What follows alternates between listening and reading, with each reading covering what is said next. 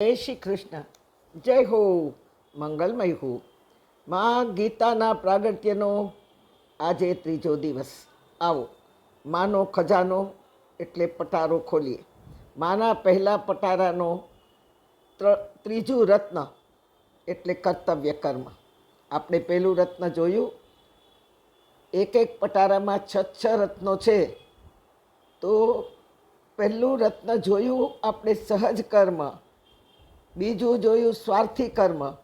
હવે આ ત્રીજું રત્ન જોઈએ કર્તવ્ય કર્મ, જેમાં ન કરવું હોય તોય કરવું પડે. મા બાપ વડીલો કે જે પરિવારમાં છે તેનું કાર્ય કરવું જ પડે, છૂટકો જ નથી.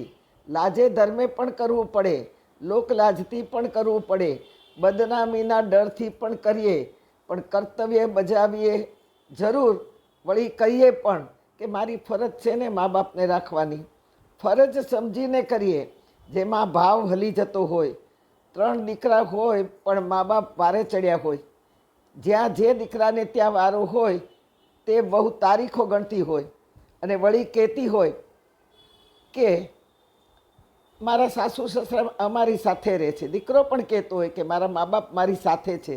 અરે ભાઈ ના, તું મા બાપ સાથે રહે છે, મા બાપ તારી સાથે નહીં. આવું બોલ કે મા બાપ સાથે હું રહું છું. બોલીને કર્મફળને ખાઈ નાખ્યું. વારો પૂરો થાય કે સામેથી બીજા દીકરાને ત્યાં મૂકવા જાય મા બાપને. મા હોય તો મા અને બાપા હોય તો બાપા, બંને હોય તો બંનેને મૂકી આવે. મહાપરાણે કરેલું પછી ભલે કર્તવ્યથી કર્યું હોય તો પણ એ કર્મ ફળને નહીં જ આપે. પણ એવા કર્મને પ્રયત્નના વૃક્ષ પર જ લાગવા નહીં દે ભગવાન.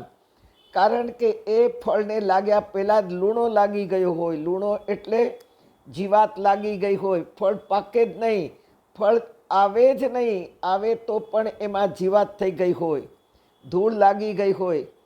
નકલી દાગીનાની કોતરણી દેખાય તો બહુ સુંદર, પણ તેમાં લાગેલી ધૂળને કાઢવા જતાં દાગીનો જ આખો ખોતરાઈ જાય.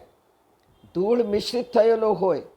હા, દાગીનો ગમે તેટલી મહેનત કરીને કર્યા હોય છતાં પણ મા બાપ કે વડીલોને રાખીને પણ કર્મ કર્તવ્યમાં જ ગણાય, ફળ ન આપે.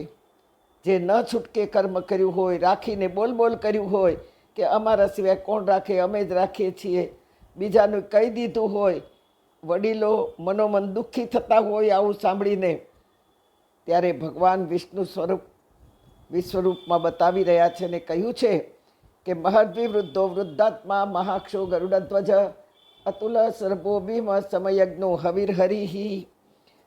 મહર્દ્વિ વૃદ્ધો વૃદ્ધાત્મા, તારા ઘરમાં બેઠેલો વૃદ્ધ, એના રૂપમાં હું બેઠો છું. ભગવાન કહે છે ક્યારે શ્વાસ અટકે તે કહેવાય નહીં, ક્યારે આ આત્મા શરીરને છોડે તે કહેવાય નહીં.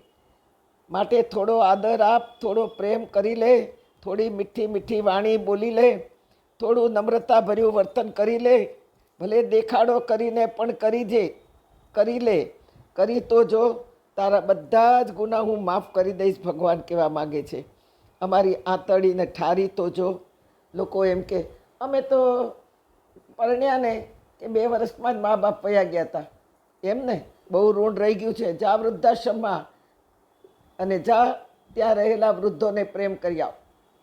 કોઈ વૃદ્ધ બાને સાડી પહેરાવી તો કોઈ વૃદ્ધ બાપાને શાલ ઓઢાડી આવ. જા, તારા મા બાપના એમાં જે આત્મા રહી ગયો છે એ તને આજે પણ આપવા માગે છે આશીર્વાદ, અને તારું ભલું જોવા માગે છે. મા બાપ નથી તેથી ખુશી થવાની જરૂર નથી, પણ જે વૃદ્ધો વૃદ્ધાશ્રમમાં છે, જેને દીકરા વહુઓનો કે પૌત્રાઓનો પ્રેમ નથી મળ્યો, જાઓ ત્યાં જઈ અને એ વૃદ્ધોને પ્રેમ આપી આવો, આદર આપી આવો, પગે લાગો અને કંઈક પણ મીઠું મોઢું કરે એવું લઈ જાઓ. તો એમાં જ આપણા ગયેલા મા બાપનો આત્મા આપણને જરૂર આશીર્વાદ આપશે.